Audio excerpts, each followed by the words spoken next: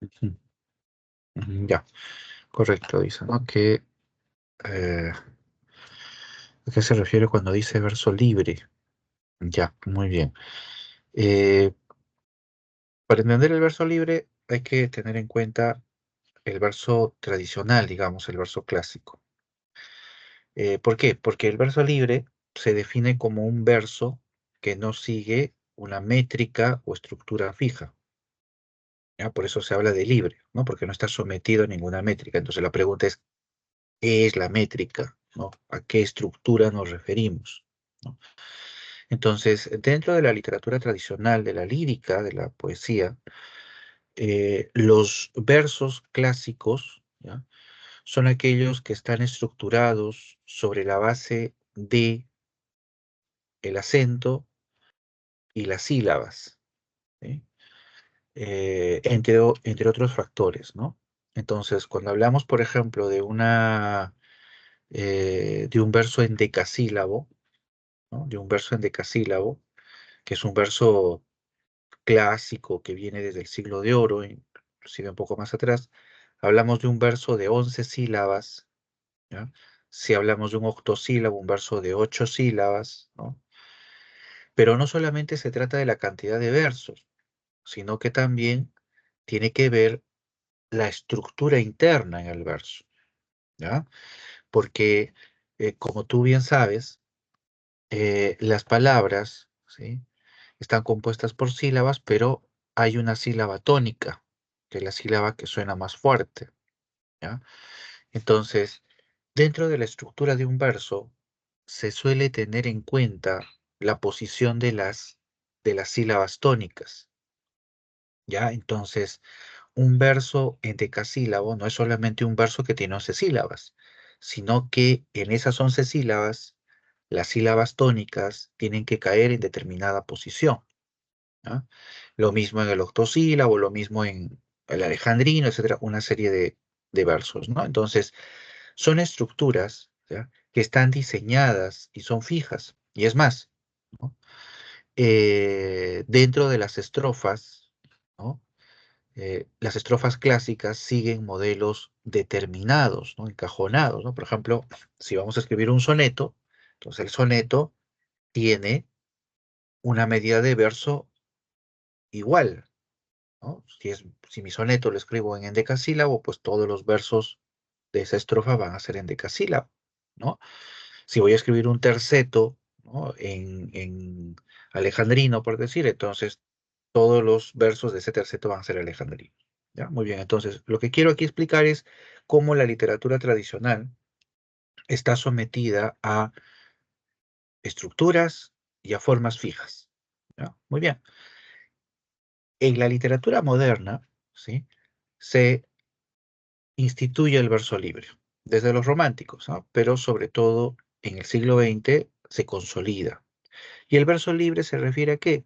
Simple y llanamente a la escritura sin seguir ninguna métrica tradicional ni estructura tradicional. ¿M? Es por eso que los versos de un poema moderno, ¿no? Pueden tener diferente medida, ¿no? Hay versos que tienen 2 sílabas y al siguiente tenemos 20 sílabas, hay versos que tienen 11, hay versos que tienen 16, es decir, no hay una estructura fija, ¿no? Y es más, dentro de cada verso tampoco podemos decir que tenga una estructura que se mantenga. Entonces, a eso le llamamos verso libre, ¿no? A un verso que no está siguiendo ningún modelo clásico, ningún parámetro clásico, ¿sí? Muy bien, sí, espero haber respondido a tu pregunta de esa manera, Alesia. Eh, Ruth nos escribe, dice, buenas noches, profesor, puede ayudarme con unas preguntas. Bienvenida, Ruth. Las preguntas también las pueden formular por el micrófono si desea, pero si no por el chat no hay ningún problema. Ujú. A ver, ya es una pregunta. A ver, vamos a descargarla. La 50, ¿no?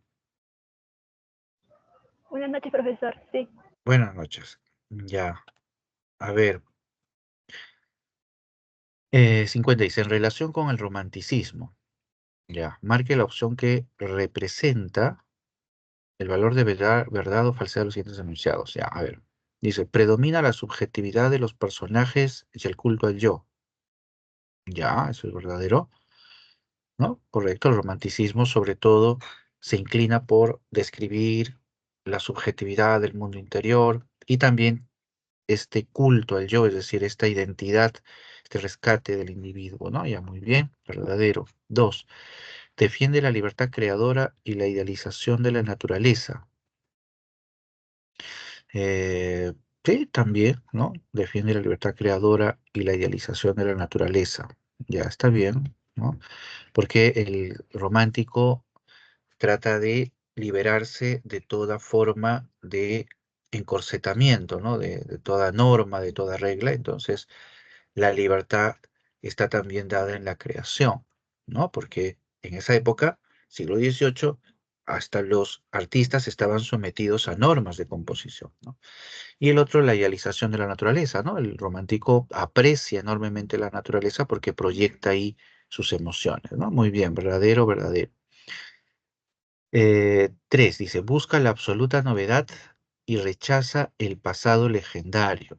Ujú, ahí marcaron falso y sí, es falso.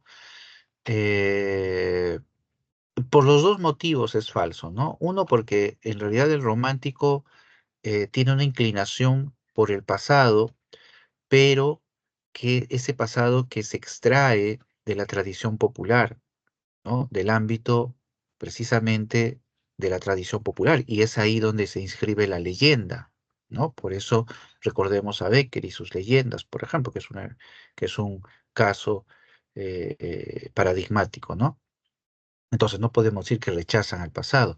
Y lo otro también, ¿ah? Busca la absoluta novedad. O sea, el romántico busca la novedad.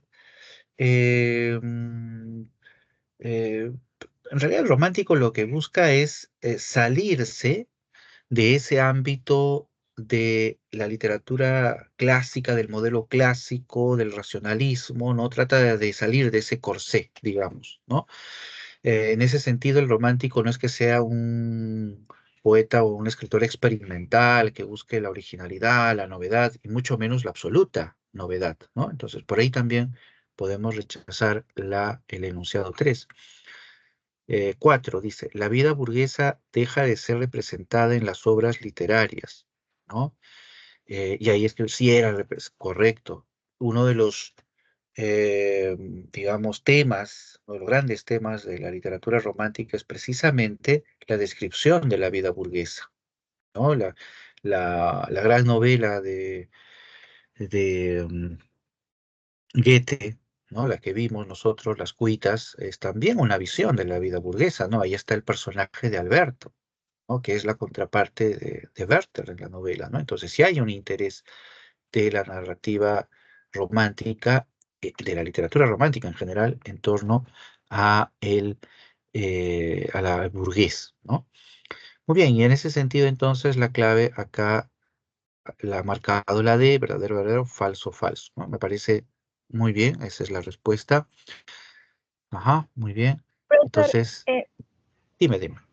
sí, justo mi duda era en la 3 cuando dice busca la absoluta novedad, o sea, como yo sé que el romanticismo se opone al neoclasicismo, que era casi lo clásico, entonces yo tenía la idea de como que podría ser verdad, pero la segunda parte cuando dice rechaza el pasado legendario, entonces por esa parte sería falsa o también, o sea, la primera parte que se busca la absoluta novedad también es falsa. Claro, por las dos es falsa, ¿no? Porque por un lado, como bien ahí señalas, no existe ese rechazo a lo legendario, sino todo lo contrario. Y en el caso de busca la absoluta novedad, o sea, ¿qué es lo que pasa? Como tú bien dices, el romántico rechaza el neoclásico, el racionalismo, la modernidad, etcétera, ¿no?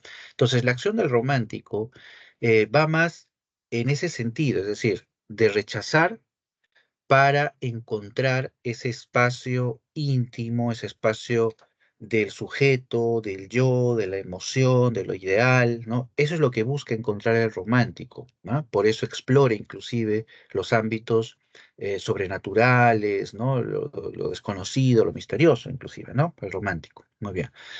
Pero eso no es una búsqueda de novedad. El romántico no actúa buscando lo nuevo, algo que sí hace el poeta vanguardista.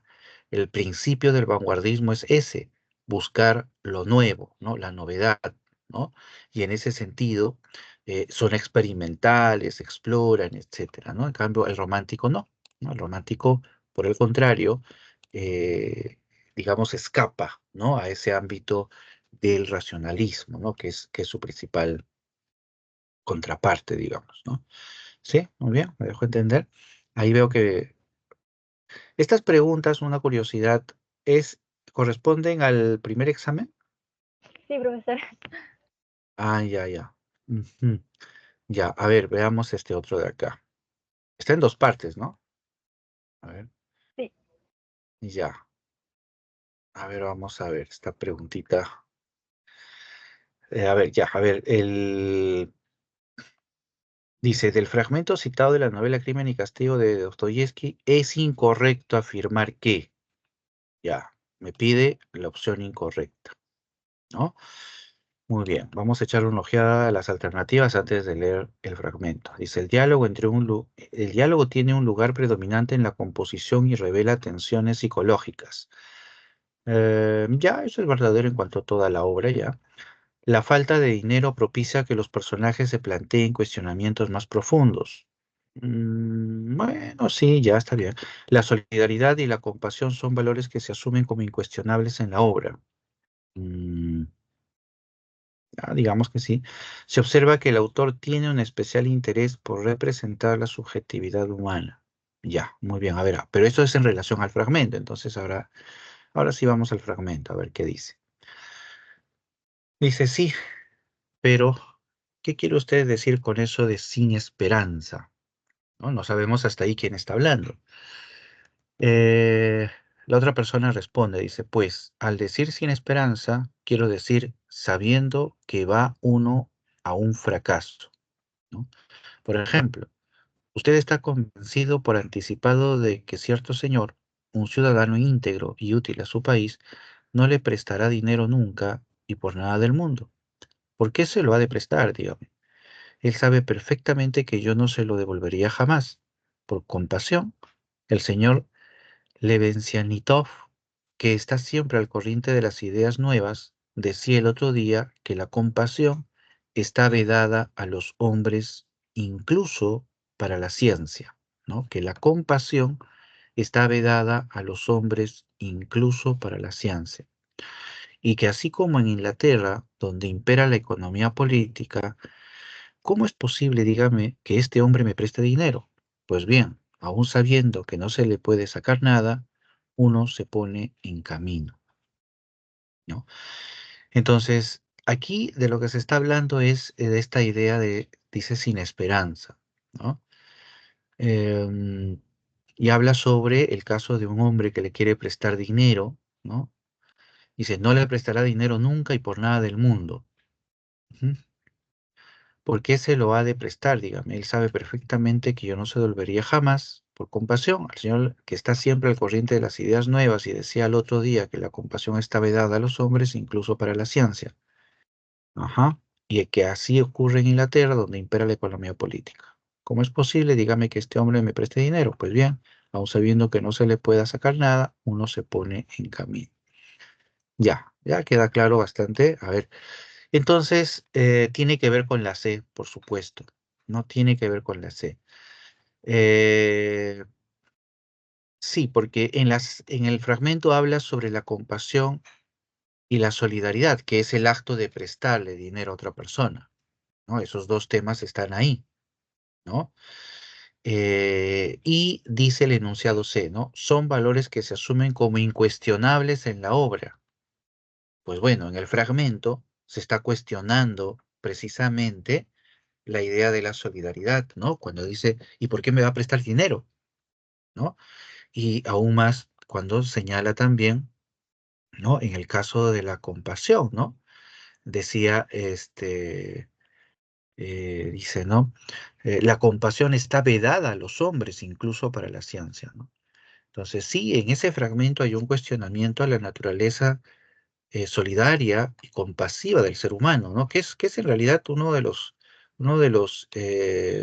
temas ¿no? De Crimen y Castigo, y que se expresa sobre todo a través del personaje Raskolnikov, ¿no? Me parece que ahí quien está hablando es Raskolnikov, ¿no? Porque va más hacia su perfil, ¿no? Un ser descreído, un ser que eh, duda de la bondad humana, ¿no? Entonces, sí, ¿no? Ahí la clave me parece que es correcta, ¿no? La C, porque es lo que se está cuestionando en el fragmento, ¿no? En el fragmento, ¿no? En A, por ejemplo, A no sería ¿por qué? Porque dice el diálogo tiene un lugar predominante en la composición y revela tensiones. Bueno, hay un diálogo ahí y hay una descripción de tensiones, ¿no? Psicológicas porque se está explorando en torno al comportamiento, ¿ya? Entonces se habla en torno al comportamiento, entonces sí hay tensión psicológica. La B, la falta de dinero propicia que los personajes se planteen cuestionamientos más profundos. Bueno, ahí está, ¿no? No tiene dinero, se va a prestar, ese es el gran meollo, y de ahí se plantean los cuestionamientos. Entonces, correcto, la B. La D dice, se observa que el autor tiene un especial interés por representar la subjetividad humana. Y bueno, sí, porque está hablando, al hablar de lo psicológico, que es lo que es lo que apunta la A, ya estamos hablando de la subjetividad humana. Entonces, la A y la D están muy conectadas, por lo tanto, sí es correcto, y la B ya lo comentamos, ¿no? Pero como la pregunta nos pide la opción incorrecta, entonces queda la C, ¿no? Sí, muy bien. Queda claro, esa era la duda, ¿no? Ruth. Sí, profesor. Muchas gracias. Ujú, muy bien. Sí, no había visto el examen, no había tenido la oportunidad de verlo. Muy bien. ¿Qué tal? Ahí veo también a Sofía, ¿no? Si tienen alguna duda, alguna inquietud, bienvenidas. Ujú.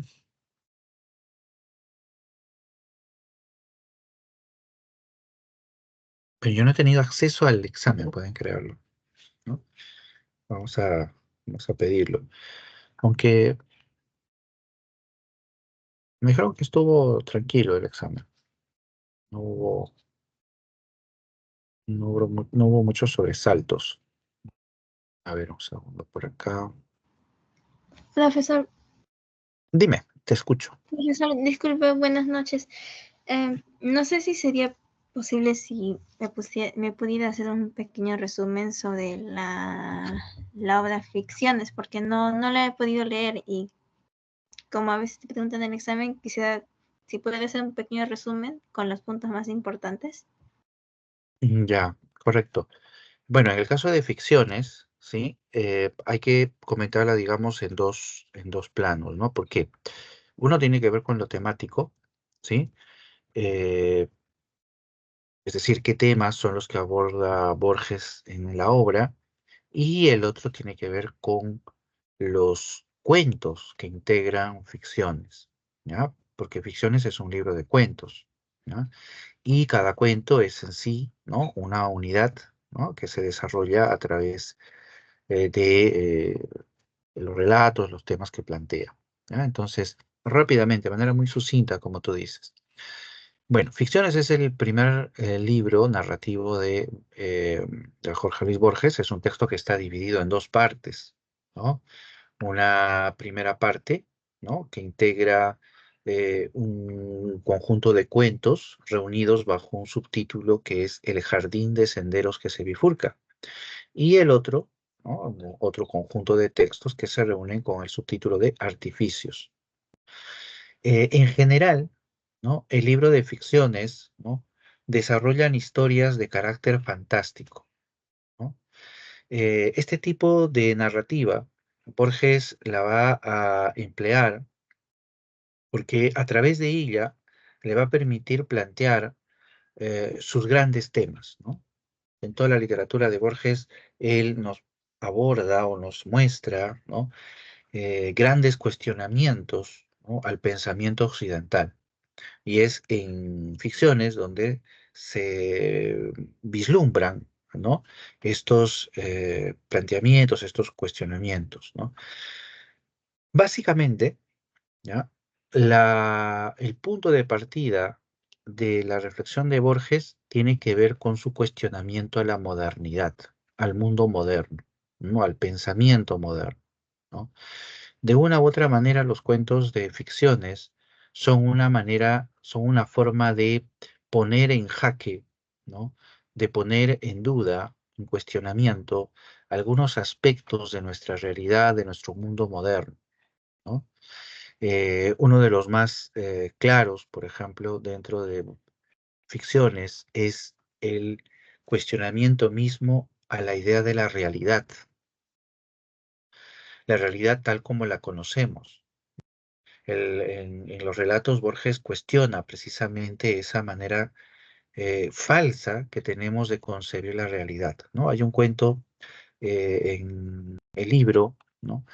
Un cuento que es uno también de los más celebrados, ¿no? De Borges, que es Las ruinas circulares, que es un relato en el que Borges nos plantea precisamente esta idea de que la vida que experimentamos podría ser y podría tratarse de un mero sueño, ¿no? De una mera existencia, que no hay nada, ¿no? Que pueda este, evidenciar lo contrario, ¿no? ¿No? Y así, ¿no? Hay otro de los relatos, por ejemplo, el relato que habla de El milagro secreto, ¿no? Un relato en el cual el personaje experimenta cómo el tiempo se detiene y cómo desde su percepción, desde su mirada, la del personaje, el tiempo se ha quedado estático, ¿no? Pero desde la mirada de los otros, el tiempo sigue moviéndose. Entonces ahí Borges también, sobre la base de ese juego de fantasía, nos está cuestionando, ¿no? Sobre la naturaleza del tiempo, ¿no? El tiempo no como un absoluto, sino simplemente como una percepción, ¿no? Como una mera intuición de nuestra propia existencia, ¿no? El tiempo no existe en realidad, ¿no? Es solamente nuestra manera de, digamos, de percibir nuestra existencia, ¿no? Entonces, de esa manera, Borges, repito, va cuestionando algunos conceptos, ¿no? Por ejemplo, otro de los conceptos que Borges también cuestiona es la idea de el orden, ¿no? El orden, lo establecido, ¿no? Lo, lo, lo normado, ¿no? Borges lo cuestiona, por ejemplo, a través de este relato titulado La biblioteca, no, la Lotería de Babilonia, ¿no? La Lotería de Babilonia, en la que Borges nos narra la historia de una lotería, ¿no? Que empieza, ¿no?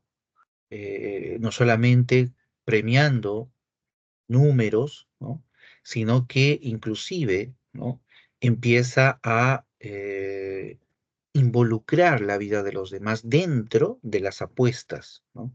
Y de esa manera la vida de las personas es también parte de las apuestas que las demás realizan.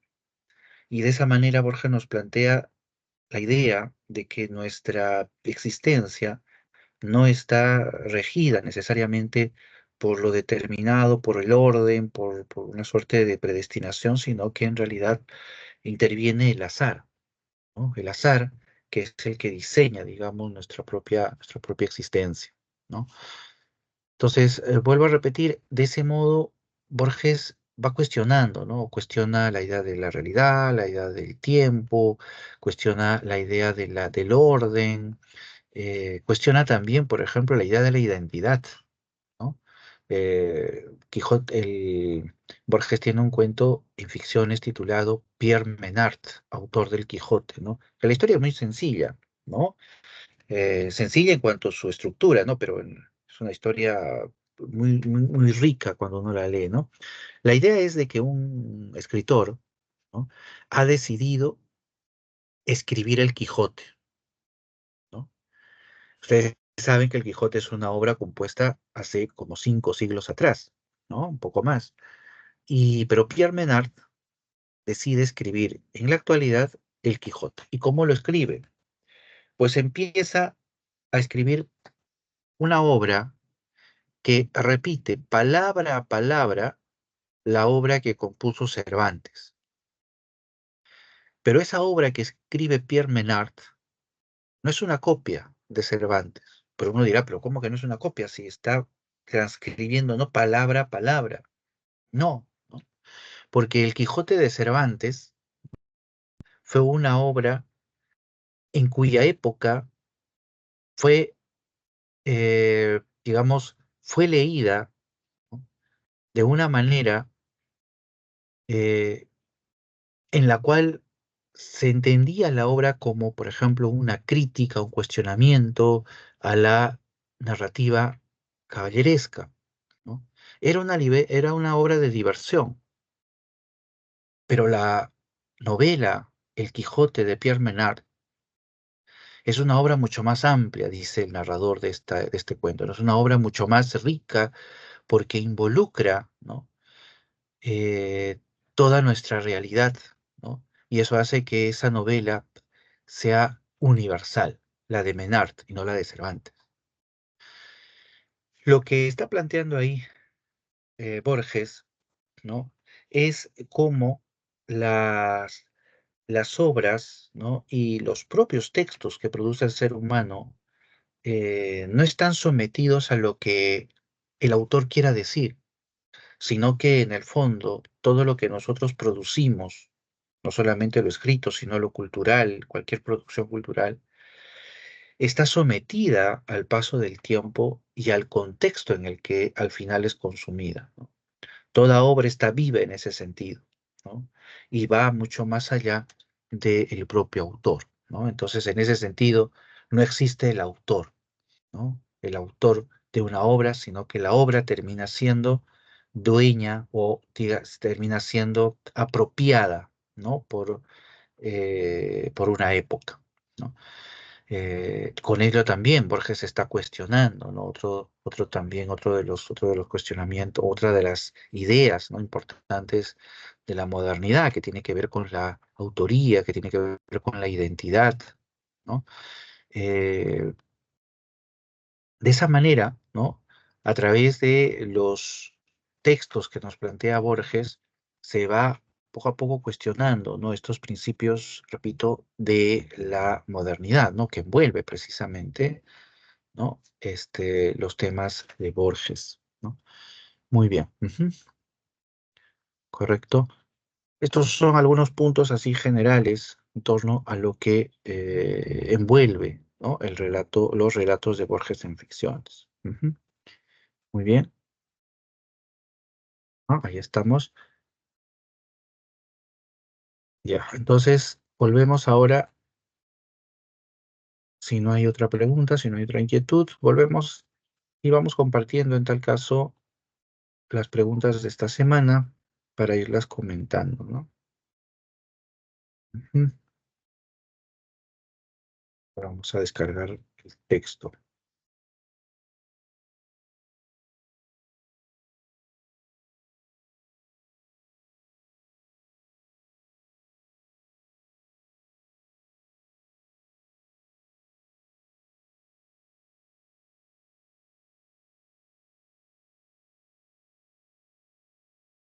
Muy bien, semana 9.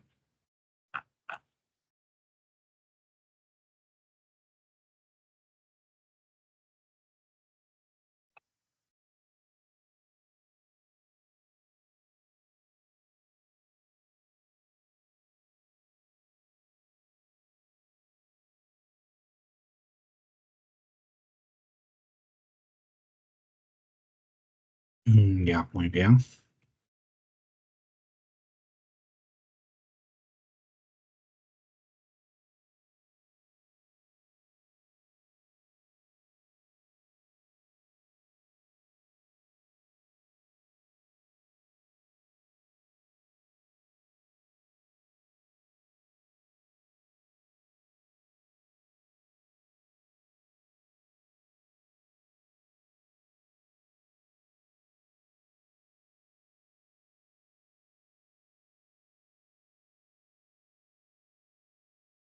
Muy bien, aquí vamos sobre todo viendo algunas de las preguntas del cuadernillo de esta semana, ¿no? Para ir explicando sobre todo algunos aspectos, ¿no?, que forman parte de la semana. Ujú. A ver, un segundo.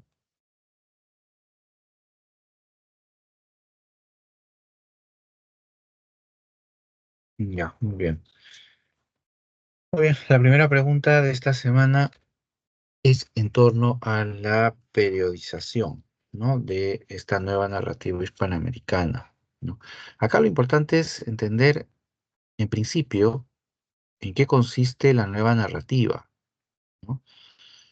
Eh, si hay una palabra que pueda resumir esta nueva narrativa, es el de la modernidad, ¿no? La modernidad. Cuando ingresa el siglo XX, en toda la literatura hispanoamericana, se produce una importante ruptura con el modernismo, una ruptura en cuanto se abandonan los modelos coloniales, los modelos tradicionales, y se inicia un camino de exploración, de búsqueda, ¿no? De experimentación también más adelante, ¿no? Esto con el modernismo, ¿no? De búsqueda, de renovación, de asimilación de nuevos valores, de nuevos estilos, ¿no? Pero ya en la década del 20, más o menos se produce una suerte de desfase, ¿no? Porque el camino de renovación y cambio es llevado a plenitud por la poesía en las vanguardias de los 20, de los 30. Y es ahí, en esas décadas, donde encontramos pues a escritores como Vicente Huidobro, como César Vallejo, ¿no? Quienes van a reinventar la lírica hispanoamericana, ¿no? Esa va a ser su, digamos, su principal aporte, ¿no? Y de ahí se inicia un gran cambio de transformación, un gran camino de transformación. En cambio, en la narrativa, no, justo en esos periodos de los 20, los 30, impera el regionalismo, ¿sí? Una literatura, una narrativa, que si bien es muy importante porque aborda una problemática muy compleja y, em, digamos, una problemática que se impone en ese periodo, que es la época de los conflictos rurales, ¿no? El gamonalismo, la- el sistema feudal, ¿no? Que envuelve todos estos ámbitos. El regionalismo lo toma como tema, ¿no? Y a partir de ahí evalúa y nos describe los conflictos sociales. Pero ese es el aporte. Pero el regionalismo lo que va a hacer es abordar esos conflictos tomando como modelo la novela del siglo XIX. Entonces, es ahí a donde ocurre esa suerte de desfase, ¿no? En tanto la lírica, ¿no? Enrumba a través de la vanguardia hacia la modernidad, la narrativa, por el contrario, retoma los modelos del siglo pasado. Entonces, eso provoca también que la literatura hispanoamericana se rezague, ¿no? Viéndolo desde esta perspectiva. ¿Por qué? Porque precisamente en los periodos del 20, 30, 40, en Europa, en Hispanoamérica, aparecen las grandes novelas de vanguardia, ¿no? La gran narrativa moderna, ¿no? Eh, y de esa manera se desarrolla la novela moderna. Eh, pero en Hispanoamérica estamos todavía en el siglo XIX. Y esto más o menos hasta la década de los 40, 50, estamos hablando ya de mediados del siglo XX, cuando, ¿sí? Por fin, ¿no? El regionalismo es desplazado y con él el modelo del siglo XIX e irrumpe la narrativa de vanguardia europea, ¿no? Que va a ser asimilada por una nueva camada de escritores, ¿no? Por una nueva multitud de lectores, ¿no? Que ve con ojos de interés y de creatividad esa novela experimental, esa novela moderna, ¿no? Que viene desde Europa, ¿no? Y que los escritores hispanoamericanos están asumiendo, ¿no? Entonces, ese es el punto clave que hay que siempre tener en cuenta en la nueva narrativa hispanoamericana, ¿no? La idea de la modernización de la narrativa, ¿no? Con la nueva narrativa, la novela hispanoamericana, ¿no? El relato hispanoamericano se introduce al siglo XX, ¿no? Y ese es el gran significado de esta novela. Muy bien. La pregunta en cuestión nos pide identificar las etapas, el periodo en el que se desarrolla esta narrativa, ¿no? Entonces el enunciado dice, ¿no? La etapa de consolidación de la nueva narrativa hispanoamericana se manifiesta entre los años, dice, las obras desarrolladas en este periodo se caracterizan por qué. Bueno, entonces solo recordando, ¿no? Hay tres etapas en esta evolución de la novela moderna, ¿no? La primera, que se ubica aproximadamente entre la década de los 20 y los 30, ¿no? Que es esta de acá, ¿no?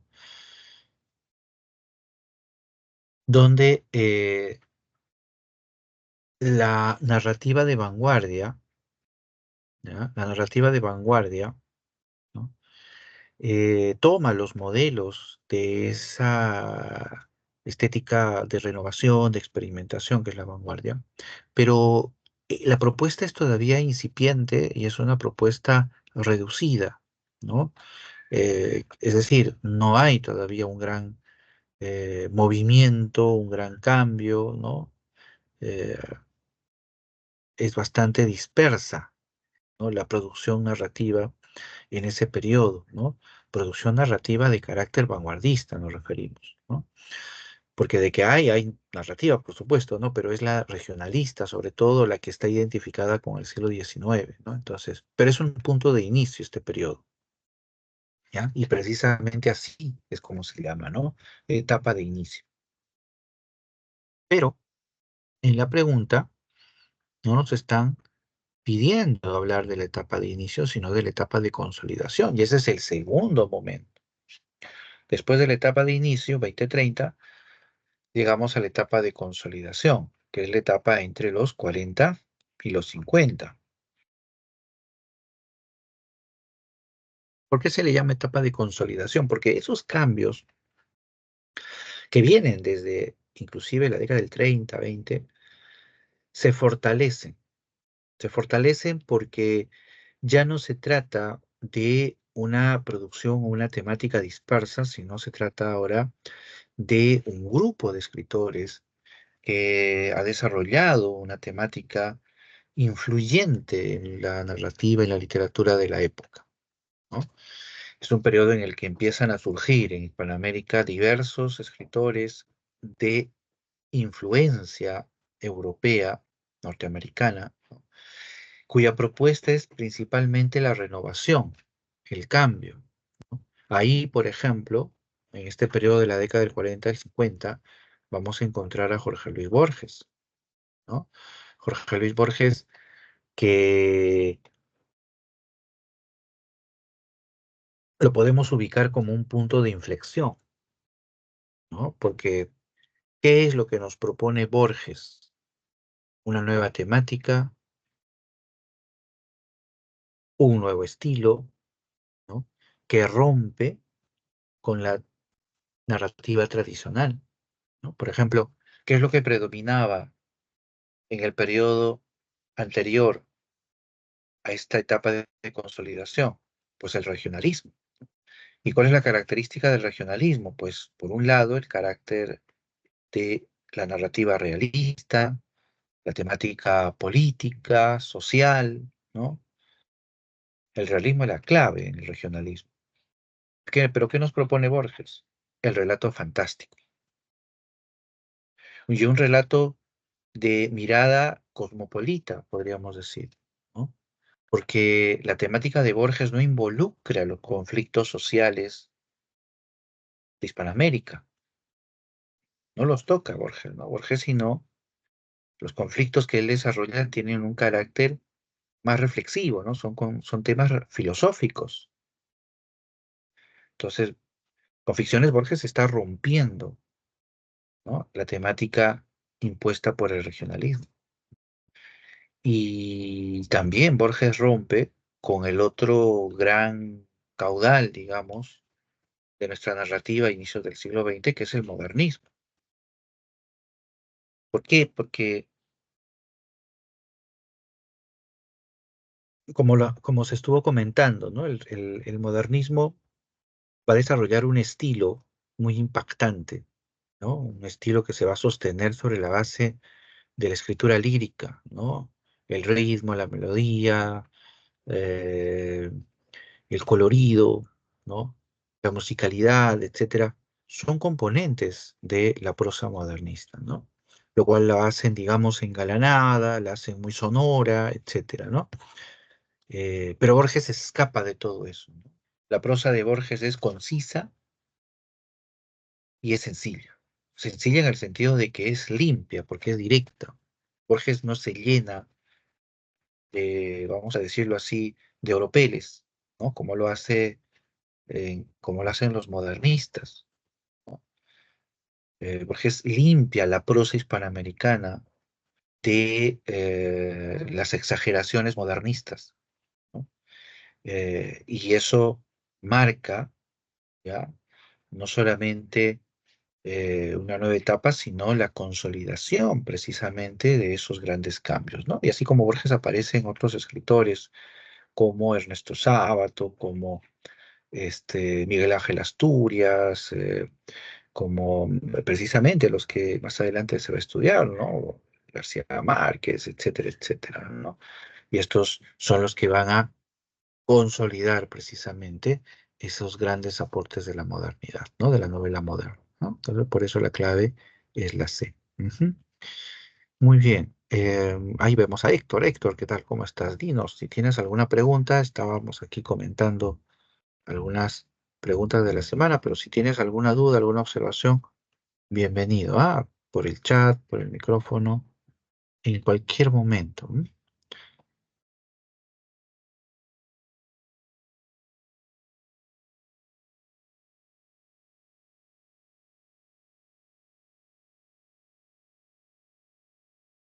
Muy bien.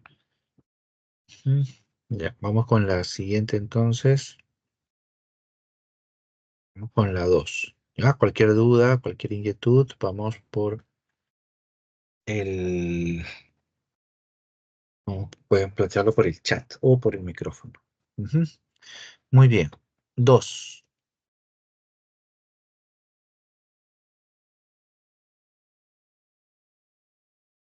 Dice, marque la verdad de los siguientes enunciados relacionados con el contexto, ¿no? Con el contexto social en el cual se desarrolla la nueva narrativa hispanoamericana. ¿Ya? La nueva narrativa hispanoamericana. Ujú. Muy bien. Sí, a ver, ahí veo que planteaste una pregunta. Héctor dice, buenas noches, profe, ¿podría explicar la número 8 ya que no le entendí bien? Ya, no, no te preocupes si no funciona el micro. Por eso está el chat, yo estoy ahí pendiente del chat. Ya, entonces dejamos pendiente la 2, ya, y nos vamos a la 8, ¿sí? La 8 de esta semana, ¿ya? Eh, Me comentas ahí que no la comprendiste bien. A ver, vamos a desarrollarla entonces, ¿no? O si quieres explicarme en qué aspecto no lo entendiste, pero a ver, vamos a desarrollarla en tal caso. Es sobre Borges, ¿no? Dice, de acuerdo con el epílogo, es decir, con el final de Las Ruinas Circulares, relato que forma parte del libro Ficciones de Jorge Borges, se puede afirmar. Es decir, ¿qué se puede afirmar de esa parte final de Las Ruinas Circulares, ¿no? Acá está el fragmento que corresponde a la parte final. El fragmento dice, ¿no? Las ruinas del santuario del dios del fuego fueron destruidas por el fuego. Ya.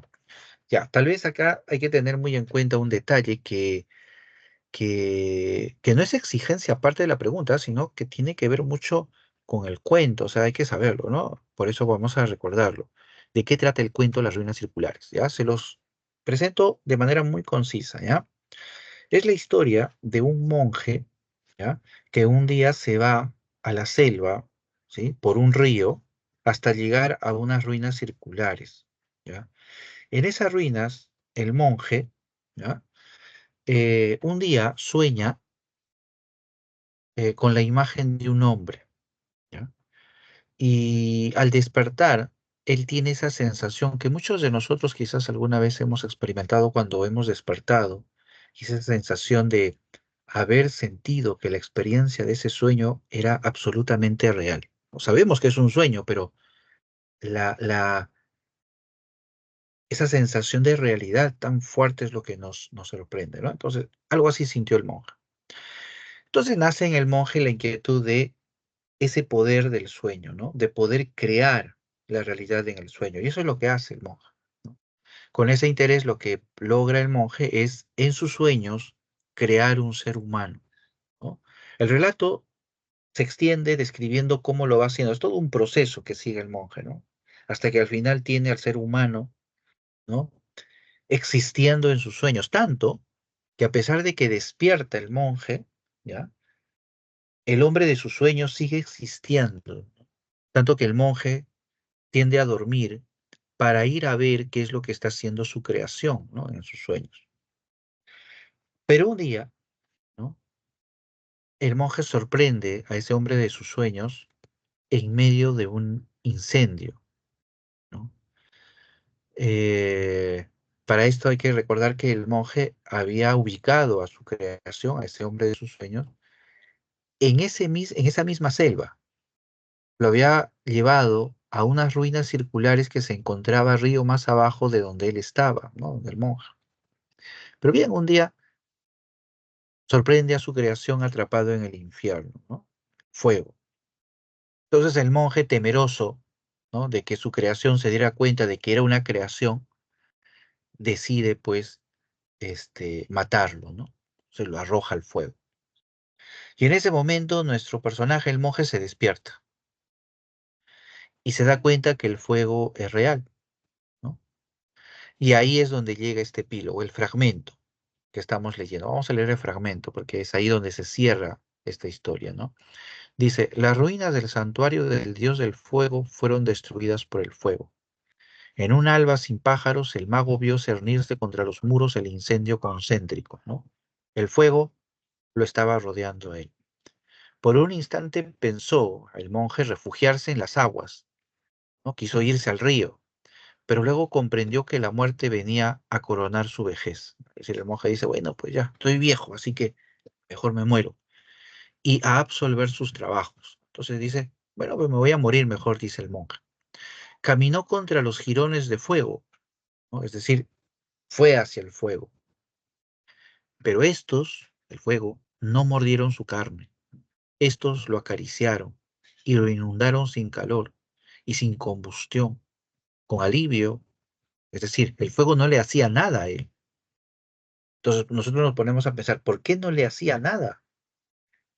Con alivio, termina el relato, con humillación, con terror comprendió el monje que él también era una apariencia, que otro estaba soñándolo. Es decir, así como este monje había creado a un hombre en sus sueños y al final lo había terminado arrojando al fuego, el monje ahora, atrapado por el fuego, se había arrojado al fuego, pero el fuego no lo quemó, lo acariciaba, dice.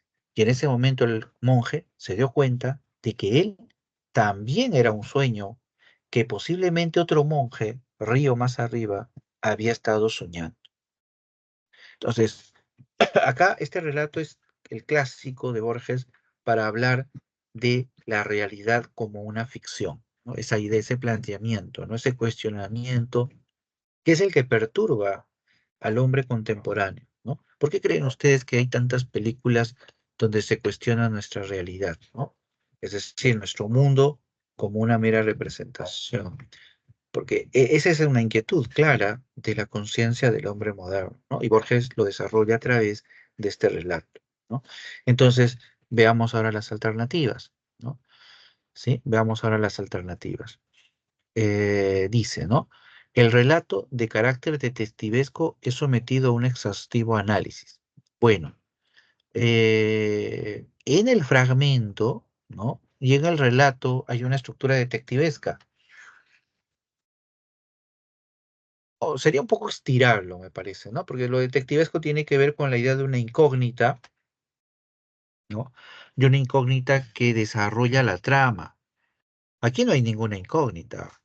Aquí, claro, se devela un conflicto al final, pero no se plantea ese conflicto como una incógnita desde el inicio y que, por lo tanto, el lector tiene que, o algún personaje o el lector tiene que buscar, tiene que explorar. Eso no se plantea. Entonces, la A no es. El narrador pretende mostrar al lector diferentes juegos de advertencias. Juegos de advertencias, ni siquiera sé a qué se refiere, ¿sí? Juegos de advertencias. La sacamos por ahí. También la sacamos porque dice, el narrador pretende mostrar al lector. No, no encaja de ninguna manera con lo que está en el fragmento o en el cuento. C. La imaginación superlativa del autor forma parte de un plan predeterminado. Imaginación superlativa, esto ya es una calificación que no viene al caso y dice de un plan predeterminado. ¿Y cuál es ese plan? No tiene nada que ver. Ni la B ni la C tienen nada que ver con el fragmento. D. La presentación de nuevas fases de la realidad tiene un orden filosófico. Bueno, el tema es la realidad, pero ¿cuáles nuevas fases? Eso es lo que no se comprende. ¿Cuáles nuevas fases? Nada. Y la E sí es ahí el enunciado correcto, ¿no? Porque dice la ambigüedad entre la realidad y la ficción propicia un desenlace sorpresivo. Claro, el objetivo del relato de Borges es precisamente plantearnos esa duda de la ambigüedad de nuestra existencia, ¿no? Es decir, de que este mundo que lo damos por hecho quizás es solamente una ilusión, es un, como decía Segismundo, ¿no? Un sueño solamente, ¿no? Y eso lo plantea precisamente a través de la imagen de ese hombre, de ese sueño que el monje había construido, sin darse cuenta el monje de que él también era un sueño que otro monje había estado creando, ¿no? Entonces, en ese juego es como Borges plantea el tema de la ambigüedad de nuestra existencia, de la realidad misma, ¿no? Por ahí, ¿no? Sí, sí, muy bien. No sé si me dejé explicar, no sé si logré aclarar. Héctor, la pregunta 8. Ujú. Ya, muy bien, sí, muy bien, correcto. Ujú. No sé si hay alguna otra pregunta sobre las preguntas de esta semana o anteriores también. Si no, continuamos de todas maneras trabajando, ¿no? Ya vimos la 8, estábamos viendo la 2. Bueno, pues comentemos entonces la 2. De paso que vamos también recordando algunos conceptos, ¿sí? Este, en torno a las obras, ¿no? Ujú, muy bien. Si tienen preguntas por el chat o por el micrófono, en cualquier momento, ¿ya? No me...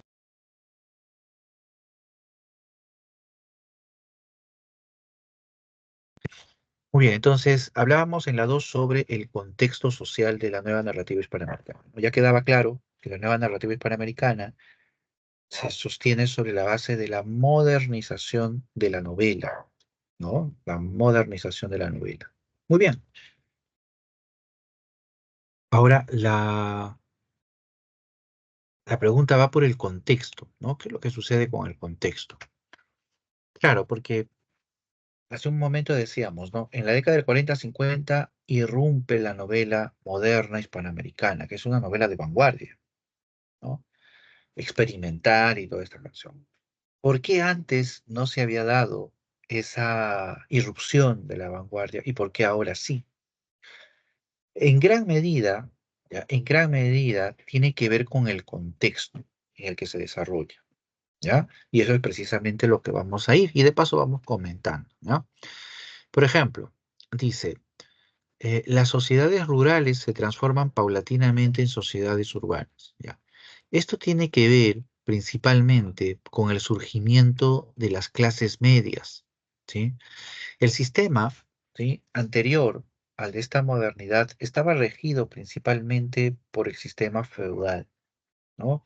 Por una suerte de oligarquía, ¿no? Aristocrática, ¿no? Que sostenían los modelos coloniales. Pero con la modernidad irrumpiendo y la industrialización presente en Hispanoamérica, sobre todo en la primera mitad del siglo XX, empiezan a surgir nuevas clases, no solamente surgir nuevas clases sociales, sino se empiezan a consolidar. Y esto principalmente a nivel urbano, las clases medias. Clases medias que logran, por el trabajo, por la producción, el dinero, etcétera, consolidar un desarrollo no solamente económico o social, ¿no? Sino sobre todo cultural. Son sujetos que, a diferencia de las clases populares del mundo de la oligarquía, las clases medias urbanas del siglo XX son clases ilustradas, son sociedades que tienen un conocimiento de la cultura europea, ¿no?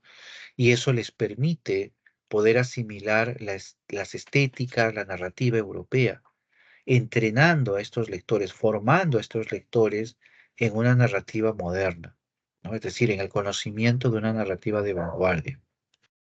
Algo que no existía, ¿no? Algo que no existía 2, 3 décadas atrás. Si Borges hubiera aparecido en la década del 20, nadie lo hubiera leído. Nadie le hubiera interesado a Borges porque simplemente no lo hubieran entendido. Es como lo que le pasó a Vallejo. Vallejo publica Trilce en el 22, ¿no? Y nadie lo entiende. Y es más, ¿no? Se van contra él, lo critican duramente, que nadie entendía la vanguardia, porque era un público lector no capacitado para comprender la naturaleza del espíritu vanguardista, ¿no? Y de la modernidad.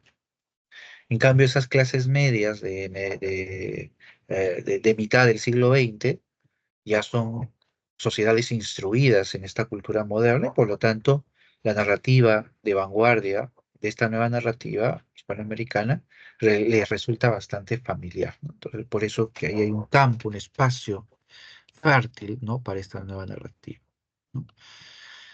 Muy bien, entonces por eso la uno es verdadera.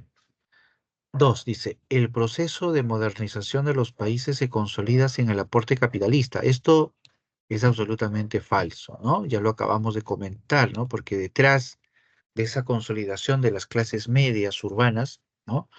Está precisamente el aporte capitalista, ¿no? Porque ¿de dónde saca esa instrucción, esa cultura, esa educación, las clases medias? Pues el dinero que logran acumular o que logran ganar a partir de ese trabajo asalariado que tienen. Y que ni qué decir de la burguesía, ¿no? Que es ese otro grupo social que también, digamos, saca grandes provechos de la industrialización capitalista, ¿no? Muy bien. Entonces, no es la dos, ¿no? Porque por supuesto que está presente el aporte capitalista. Tres, dice, durante la década de los 70 se van a instalar dictaduras represivas en el continente, ¿sí? Este es verdadero. Una de las grandes temáticas de la nueva narrativa hispanoamericana es la dictadura, ¿no? En la década de los 70, Argentina, Chile, Perú, Brasil, ¿sí? Son países de gobiernos dictatoriales, de gobiernos autoritarios. Y eso marca enormemente a la literatura de la época, porque principalmente se trata de dictaduras de derecha, ¿no? ¿No? Dictaduras de derecha. Bueno, a excepción de Velasco, ¿no? Pero eh, eso va a inclinar a estos escritores, sobre todo, a un discurso de izquierda, ¿no? Apegado, sobre todo, al, ¿no? A los discursos de izquierda y a lo que viene después, acá, ¿no? La 4 dice, la búsqueda de modelos alternativos al socialismo propiciado por la Revolución Cubana. No, por el contrario, estos escritores no rechazan la Revolución Cubana, sino que lo toman precisamente como punto de inspiración o de partida, ¿no? Muchos escritores de esta nueva narrativa simpatizan con la Revolución Cubana, ¿no? La Revolución Cubana es un hecho histórico absolutamente controversial, ¿no? Es un prisma que te brinda muchos colores dependiendo de cómo lo ubiques, ¿no? Pero lo cierto, más allá de los juicios que uno pueda tener, lo cierto es que la Revolución Cubana fue una inspiración para los escritores. La posibilidad de una alternativa, que era la que proponía la Revolución Cubana, de una alternativa al capitalismo imperante, ¿no? A ese industrialismo, a ese capitalismo industrial deshumanizante, alienante, ¿no? La Revolución Cubana se exhibe, ¿no? Como esa alternativa, como esa posibilidad de desarrollo hispanoamericano. Lo que luego sucedió o no sucedió con la Revolución Cubana ya es otra historia que la podemos dejar aparte, ¿no? Pero de que fue una de las fuentes, uno de los motivos, ¿no? Del espíritu de esa nueva narrativa, eso es, creo, indiscutible, ¿no? Más allá de lo que uno opine o no de la Revolución Cubana. Muy bien, entonces nos quedamos con la uno, nos quedamos con la 3 y entonces la clave es la B, ¿no? Como se indica acá. La clave es la B. Muy bien. Bien, ¿sí? No sé si tenemos alguna otra pregunta, ya estamos llegando al final de esta sesión. Esta sesión es de 1 hora, de 7 de la noche a 8 de la noche. Mañana también tenemos una sesión ya de 2 horas, de 6 a 8, ¿no? Si tienen por ahí algunas inquietudes, pueden plantearlas. Pueden traerme también el examen, porque la verdad no lo había revisado, no, tampoco nos teníamos acceso, ¿no? Al examen, así que bienvenido, ¿no? Ujú. Muy bien. La siguiente pregunta es el de la 3, pero ya lo vamos a trabajar en tal caso el día de mañana. Sí, mañana trabajamos las preguntas restantes de esta semana 10. Sí, vamos a ir ya concluyendo por acá. Sí, no sé si tienen ustedes alguna duda, alguna inquietud, no solamente de esta semana, también puede ser de las semanas anteriores, tal vez inclusive también de algunas actividades, ¿no? Como la maratón, otros exámenes, etcétera. Ujú. Muy bien. Ujú. Muy bien. Si no hay entonces preguntas, no se preocupen. Les agradezco muchísimo su compañía, sus preguntas, por supuesto, ¿sí? Y nos estaremos viendo pues en una próxima oportunidad. Los lunes, recuerden, de 7 a 8, los martes estamos de 6 a 8, los jueves también hay consultas académicas de 9 a 11 de la mañana y los viernes de 7 a 8 de la noche, ¿no? También ahí estamos. Muy bien, muchas gracias entonces, cuídense mucho, sigan leyendo, sigan estudiando y nos vemos la siguiente semana. Sí, hasta luego, muchas gracias.